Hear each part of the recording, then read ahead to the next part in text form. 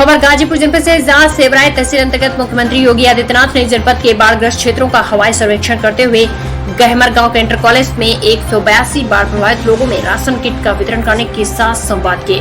उन्होंने बाढ़ पीड़ितों को सरकार द्वारा हर संभव मदद का भरोसा दिलाया। शुक्रवार को सुबह 10:24 पर मुख्यमंत्री योगी आदित्यनाथ राजकीय विमान से वीरवर मैगर सिंह खेल मैदान में बने हेलीपैड स्थल पहुंचे, जहां पहले से मौजूद जमानिया विधायक सुनीता सिंह ने उनका अभिवादन किया। मैदान में मौजूद वीरवर मैगर सिंह की मूर्ति पर पुष्पांजलि अर्पित की।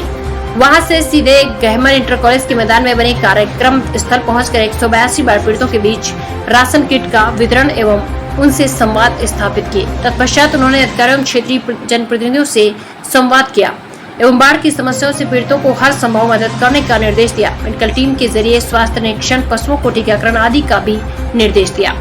मीडिया से 6 मिनट तक संवाद स्थापित करने के दौरान मुख्यमंत्री ने प्रदेश में आए बाढ़ का जिम्मेवार राजस्थान और हरियाणा सरकार को बताया। प्रदेश सरकार द्वारा बाढ़ पीड़ितों को हर संभव मदद की जा रही है। जिला प्रशासन को राहत सामग्री वितरित करने के निर्देश दिए गए हैं। जहां संभावित कटान की आशंका है, वहां धन की कोई कमी नहीं की जाएगी। जनप्रतिनिधियों एवं पुलिस विभाग को निर्देश दिया कि वे बाढ़ पीड़ितों के बीच जाकर बिना भेदभाव के उनकी समस्याओं का गंभीरता पूर्वक निस्तारण करें। मीडिया ब्रीफिंग के बाद मुख्यमंत्री 11:20 पर बलिया के लिए प्रस्थान किए। गाजीपुर की जमानत से आजाद शाह की रिपोर्ट। वर्तमान में प्रदेश का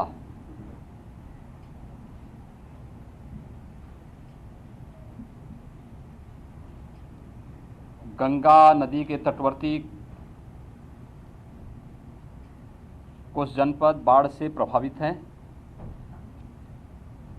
24 जनपदों के 600 से अधिक गांवों में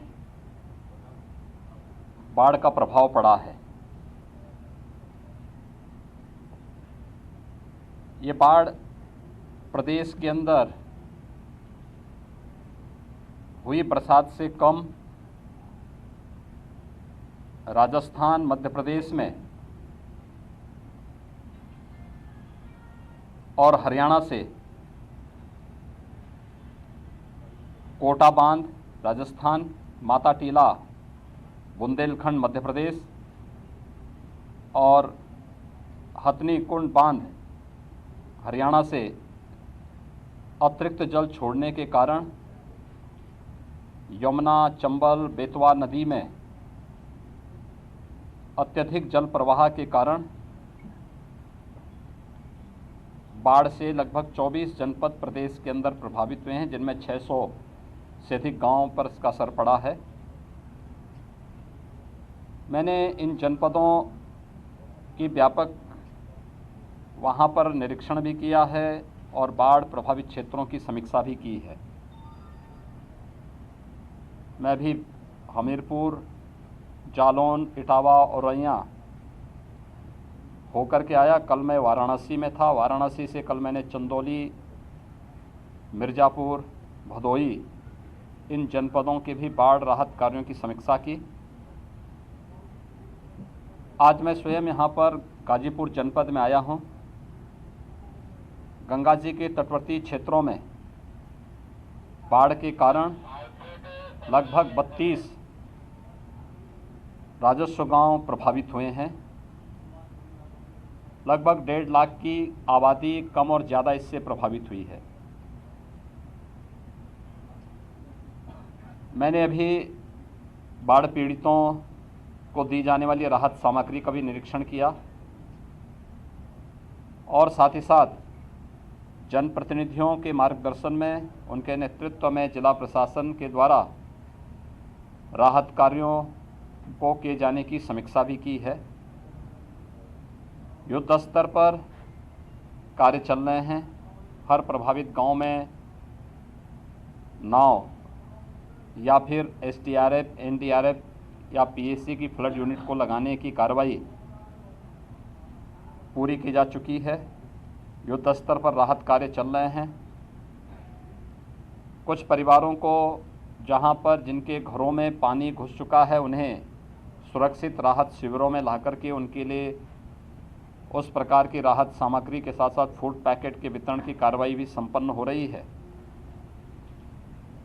जिला प्रशासन को स्पष्ट निर्देश दिए गए हैं कि हर एक प्रभावित गांव के लिए एक नोडल अधिकारी की तैनाती जो पहले से है उसका और पुख्ता किए जाने की आवश्यकता है। राहत सामग्री पर्याप्त मात्रा में वितरित किए जाने की आवश्यकता है और समय पर किए जाने की आवश्यकता है। इसके अलावा इस बात को ध्यान में रखने की आवश्यकता है कि नदी रात्रि से स्थिर है और अब धीरे धीरे करके पानी घटता हुआ दिखाई दे रहा है। इस समय सतर्कता बरतने की आवश्यकता है। कटान नदी के तटवर्ती क्षेत्रों में हो सकता है, तो सिंचाई विभाग के अधिकारियों को इस बारे में निर्देश दिए गए हैं कि वे इस बात को सुनिश्चित करेंगे कि कटान अवरोधक कार्य उन क्षेत्रों में जहां पर संभावित कटान की आशंका है वहां पर इस कार्य पे धनराशि की कमी कहीं नहीं, इस कार्य को तत्परता के साथ वहां संपन्न करें। जनप्रतिनिधि राहत कार्यों के साथ बढ़ चढ़ करके भाग ले रहे हैं। सुरक्षित माहौल में वे उन सभी पीड़ित परिवारों से मिलें, बिना भेदभाव के सबको राहत सामग्री का वितरण करें।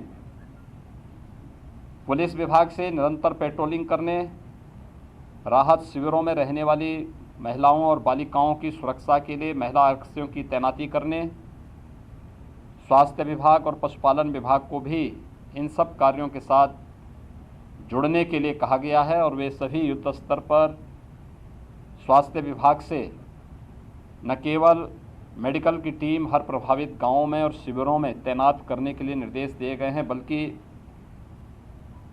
एंटी रेबीज के इंजेक्शन और एंटी स्नेक वैनम यानी सांप बिच्छू के काटने की शिकायतें इस सीजन में ज़्यादा होती हैं, इसको भी हर जगह इसकी उपलब्धता सुनिश्चित कराने के लिए कहा गया है। पशुपालन विभाग से पशुओं के उपचार और उनके लिए चारे की व्यवस्था के लिए भी कहा गया है। ये सभी कार्य युद्ध स्तर पर चल रहे हैं। जिन 32 राजस्व गांवों में बाढ़ का प्रभाव देखने को मिला है, उन पर युद्ध स्तर पर लग करके अगले 24 घंटे के अंदर उन सभी पीड़ित परिवारों को राहत उपलब्ध कराने के लिए निर्देश दिए गए हैं। कार्य संतोषजनक ढंग से राहत कार्य चल रहे हैं और मैं विश्वास के साथ कह सकता हूं कि कोरोना महामारी के दौरान जनप्रतिनिधियों ने, प्रशासन ने हेल्थ वर्कर्स और कोरोना वॉरियर्स के साथ मिलकर के जो प्रदर्शन किया है, इस बाढ़ जैसी आपदा का भी सामना इसी तत्परता के साथ सभी लोग मिलकर के करेंगे। बहुत बहुत धन्यवाद।